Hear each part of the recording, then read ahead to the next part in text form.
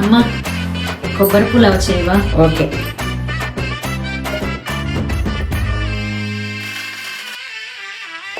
ఇంద్రలోక భవనాన్ని ఈడ్చుకొచ్చి గదిలో మార్చి మళ్ళీ కట్టారో ఏమో. మాయజాలము తెలుసు, మంత్రకారడి తెలుసు, రెంటి కన్న ఇది ఇంకోటేమో. నీలాకాశం నేలాకొస్తే ఇట్టాగే ఉంటాదో ఏమో. ఈ సంతోషం దాచాలంటే హృదయాలు ఓ వంద కావాలేమో. ఇంతందంగా ఉంటుందా ఈ లోకం?